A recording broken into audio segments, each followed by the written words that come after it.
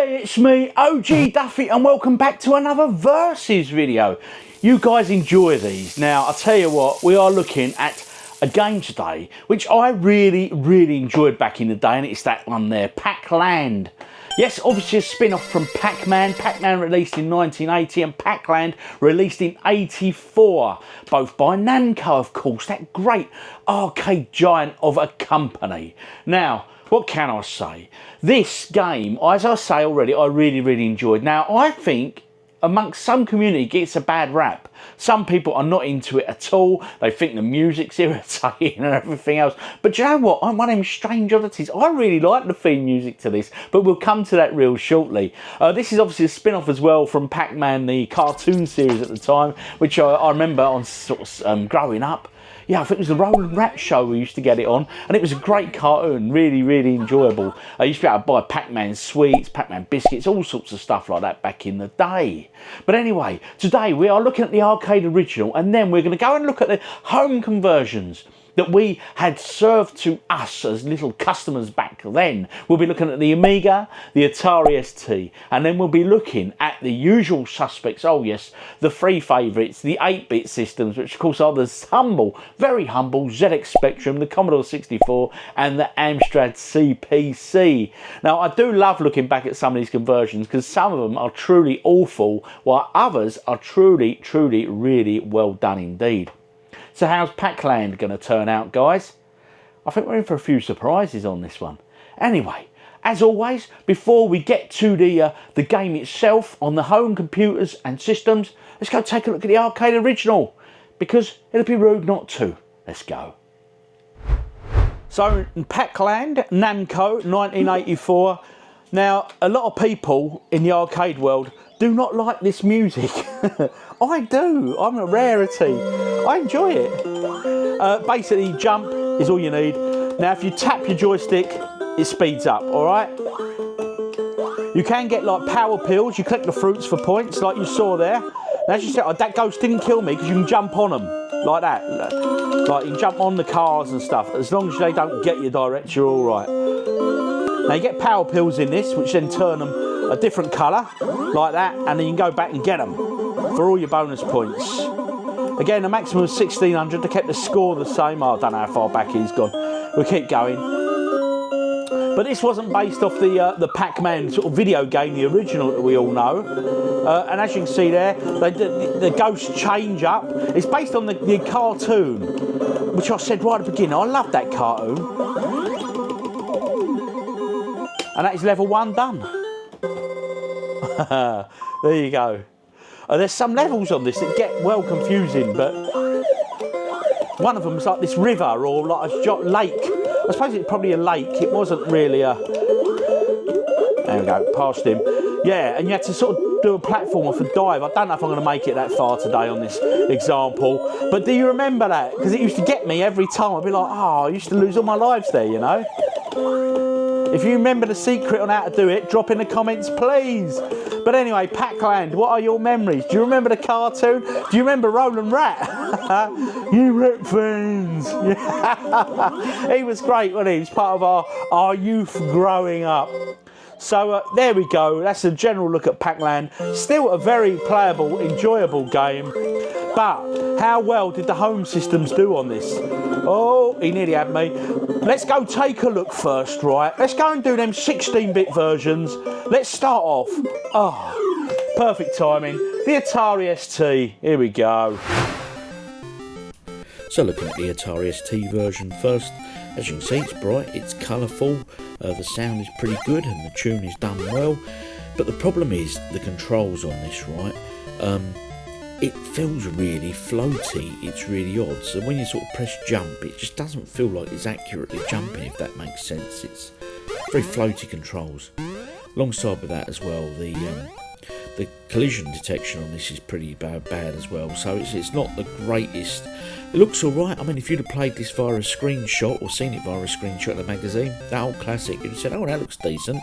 But like I say, when you're playing it, it just does not feel right, you know? Weird one. And as you can see there as well with the scrolling, it's not very smooth. It's got a slight bit of flicker going on. But anyway, let's see if the Commodore Amiga can do any better.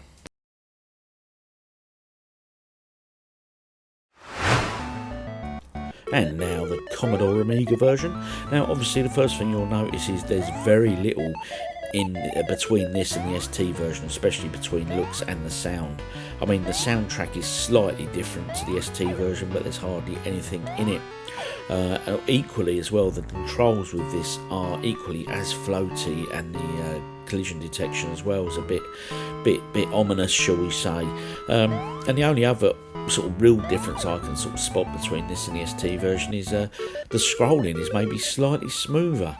But that aside, there's nothing between them, guys. There really isn't. Anyway, let's go and see how the 8-bit systems do on this, because that was the 16 bits. Hopefully the 8-bits will do better. The first of the 8-bit systems, and we're out the blocks here with the Commodore 64 version. Now, this looks good. It plays well. The controls are not floaty like they were on the Amiga and the ST, and considering this is an 8-bit version, you know, it's a damn good job. And of course, that all important, you can hear it, guys, the SID chip strikes again. It's just so iconic in all these Commodore 64 games. That SID chip just does brilliantly, and it makes no problem at all with this great theme tune. I know some people hate this theme tune, but I really enjoy it. So well done, Commodore 64. This is more like it. We're getting better. But remember, do stick around to the very end when I'll give you my verdicts for each system. But let's see if the Spectrum can do any better. And now the humble Sinclair ZX Spectrum, and off he goes. Now, as you would imagine, this is in monochrome graphics, which is not unfamiliar with these sort of arcade conversions and the ZX Spectrum. We're used to the monochrome effects. But again, the obvious thing there, yes, you've noticed it, no scrolling at all. Instead, they opted for a change of screen every time. So you know, as you can see there, you do a screen, then you get a next screen. There was no scrolling at all. Whether that was lazy programming and what, I really do not know. But if you do know, do drop in the comments, guys. Now, all in all, if you can get your head around that screen instead of the scrolling, do you know what? It plays all right, and it doesn't look too bad. You can see it's Pac-Land, you know, so it resembles it very well. But let's address the best thing about this is the Spectrum's sound on that tune that I love so much. Oh yes, the Specky has done it very, very well indeed. So you know, the negatives aside here with the sort of the scrolling or non-scrolling issue and the monochrome graphics, that theme tune, Specky, you did very, very well indeed. Now let's go check out the Amstrad. And the final 8-bit version we're looking at today is the Amstrad CPC. Now, obviously, you can see the similarity to the ZX Spectrum version in relation to the lack of scrolling. Yes, there is. It's doing screen by screen again, just like the Spectrum did. Quite why, I don't know, but I'm sure someone out there will know. They'll be able to tell us, because you guys are very informed. Anyway, as you can see, colourful, nice bright colours, as the Amstrad colour palette is very, very vibrant. I've come to enjoy the Amstrad's colour palette in recent times, but the sound's pretty good, you know, and it doesn't play too bad. But there's one bit about this that just doesn't do it for me, and it's the game speed. It plays quite slowly in comparison to sort of the other versions, which is a real shame. But anyway, guys, over to you. Your memories. Do you remember owning any of these games on any of these systems back in the day? If so, which one did you have it on? Were they good memories, bad memories? Did you borrow it and maybe tape it in one of them tape-to-tape decks? Or were you lucky enough to have it bought for you, etc.? And do you remember it on the arcade? And finally, did you love or hate the tune? So there it was, guys, Pac-Land in all its glory on the home systems. Now first, I'm going to give you my verdict on the 16-bit systems, the ST and the Amiga. But before we get into that, if you don't already do so, please hit subscribe, because it makes me happy, man. Puts a smile on my face, but you already know that, guys. But your comments are the most important thing over all everything else. Let me know what system you had this on. Do you remember the game? Do you remember playing it at the arcade? And did you struggle on that one particular sort of scene where it was like there was the river and you had to run along and get on the board, the springboard, and do sort of a giant jump? I always struggled on that. Anyway, so in the comments, let me share your memories of this, okay? And if you had any of the home versions. So my first verdict, we're going to look at the 16-bit systems, as I say. So fairly close, there was not a lot between them, and to be honest, quite a disappointing conversion on the Amiga and the Atari ST, really. Them machines were capable of probably doing this pretty much arcade specific, so it was pretty much the same, you know. But unfortunately, it looked all right until it started scrolling, especially on the ST there, as you saw. Had like flicker going on. It wasn't smooth, it was like that. Dosh, dosh, dosh, dosh, dosh.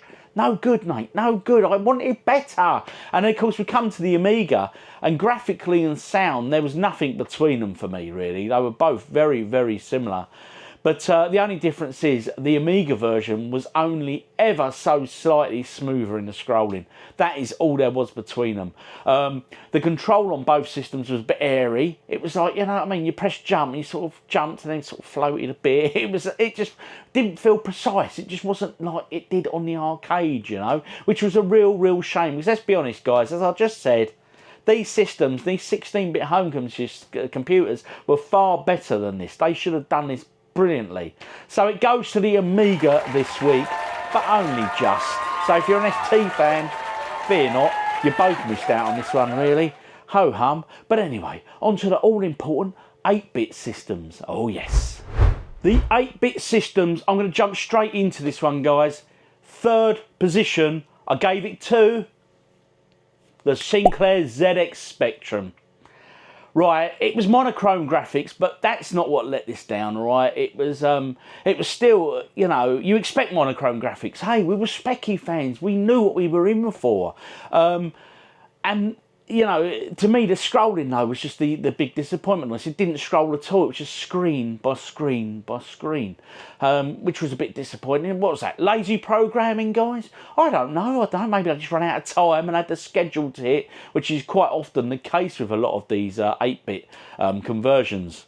Anyway, so humble Spectrum. Unfortunately, you're in third position. But one thing you did do very well, Specky, the theme tune. Whether you like it or not, and I'm a fan of it, mate, you did it very, very well indeed. So well done, Specky. It's a thumbs up from me. And in second position, it goes to the Amstrad CPC. Now, a confession. When I first started doing these verses, a few years ago now, I was never a big fan of the Amstrad, simply because growing up, you were either sort of, you know, you had your computer system, didn't you? I was lucky enough, I started off with a Spectrum, and then I purchased the Commodore 64 a few years later, but I never had the Amstrad, and I'd never had friends who owned an Amstrad, so the Amstrad pretty much passed me by. But one thing I'm growing to love about the Amstrad is that colour palette. It's got such a lovely, vibrant colour palette that some of the games just really pop, you know, graphically they really pop because of the brightness. But anyway, we're digressing now. So Pac-Land, what let this one down? Well, it was obvious, wasn't it? I mean, it looked good, the sound was good, the colours were poppy, vibrant, but it was the game speed. For some reason, it just dropped right off. It was a real shame on that. But well done, Amstrad. Would have been really good if that speed had been better.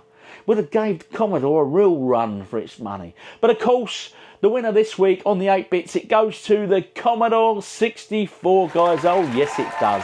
Which is quite often the case. Not always, but quite often. Now, obviously, the SID chip strikes again. That SID chip was just phenomenal, wasn't it, in the Commodore 64. It just did a great job of producing such amazing music for our video games. And this was no different. They did a great job on this, so well done there. Also, graphically, it was good. Quite often, I find that the Commodore 64's colour palette was a bit washed out, so to speak.